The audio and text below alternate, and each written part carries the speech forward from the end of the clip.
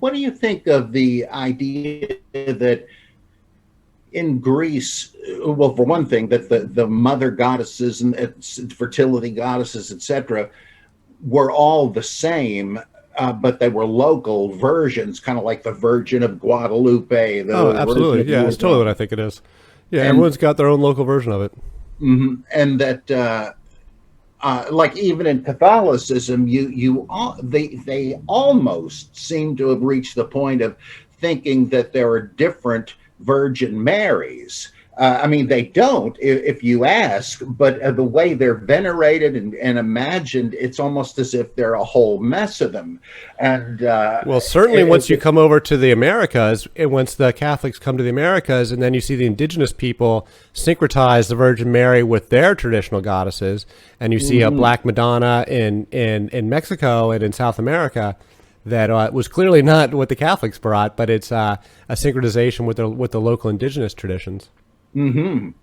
I also, I'm sure this is not unique to her, but I was reading a book by Charlene Spretnak about the goddesses and so forth, and she said that she figured that the Greek goddesses had been powerful, major, like the focus of the religions until the invasion of the patriarchal. In the Minoan culture in Crete, which was the first European civilization, that is the predecessor to the Greeks, but was like the last of the Neolithic traditions before the soldiers arrived.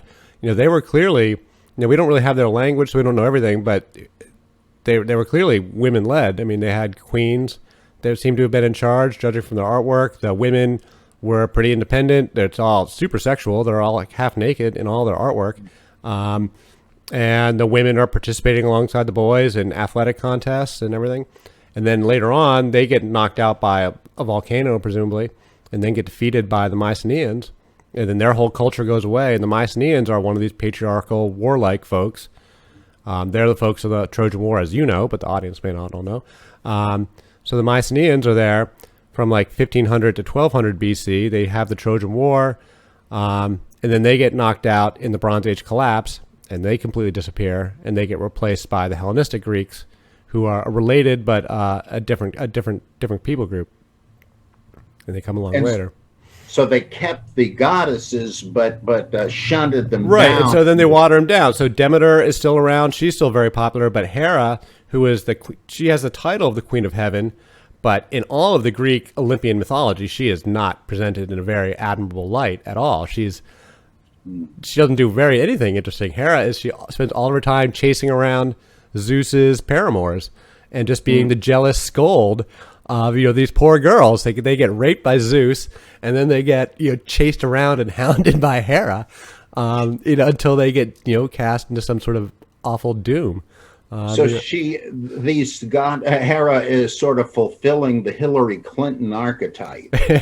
She's the jealous scold. She spends all of her time as a jealous scold, and she's like not admirable at all. Athena's not a very nice character. Aphrodite's like kind of a bimbo, like except for Demeter. Demeter and Persephone are the only Greek god, and Artemis, I guess. But all these Greek goddesses seem very, at least in the Iliad, not that admirable characters, and they have no comparison to the Canaanite goddesses of Anat, Asherah, and Astarte, who are overwhelmingly powerful. Anat is like Kali. She's drenched in blood. She's wearing the skull necklace. She's the goddess of slaughter. She tells El she's going to smash his skull in and throw him down like a lamb. Fascinating. Yeah. Where do you see that anywhere? That a goddess would challenge the creator of the universe? Yeah, boy, that's great.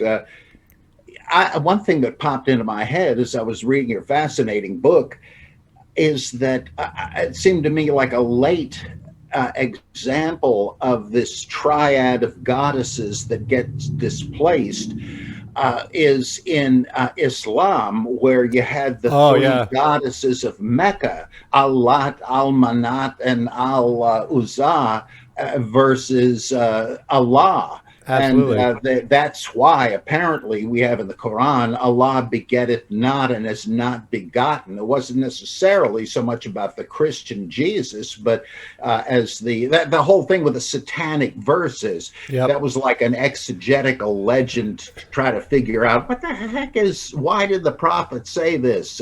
Well, this must have been the Zitzim Laban. And what they came up with, it sounds like it's like an anachronism almost, which doesn't mean anything except that the same thing was happening a lot later, I guess, beyond the original cultural sphere. And here's a ridiculous footnote. Speaking of superheroes and the like, in the 70s, I guess, I was unaware of the show at the time, but there was this She-Ra, Princess of Power, sort of another Wonder I Woman. heard you talking about this on Derek's podcast, that She-Ra comes from Asherah, and that was like a terrific insight. I thought that was great. That's my theory. I guess people are still alive that cooked this thing up. I should try to contact them and find out, but I just would be amazed if that were a coincidence. It seems really good. And, it's funny. I've got kids, and so I'd watched that He-Man show when I was a child, and I thought, it was kind of silly, and I thought She-Ra was even sillier. But then as an adult and watching with my daughters, I still thought He-Man was quite silly. But the She-Ra was so much better. As an adult, I thought that She-Ra shows where I could actually sit down and sit through an entire episode. And of course, there was the Mighty Isis. I think this was a live action show when they had a Captain Marvel live show also in the 70s. I never saw that, but I mean, they're not hiding anything there. The Mighty Isis. I know that unfortunately the terrorist group has sort of ruined that name for a while now. Yeah. Because ISIS was really, arguably the most, one goddess that people could still get behind. She's pretty demure and respectable. She's not quite so, just wild and crazy as Ishtar, who I think as a modern culture would have a hard time getting behind. Well, I don't know. I think people need to get to know Ishtar a little bit better.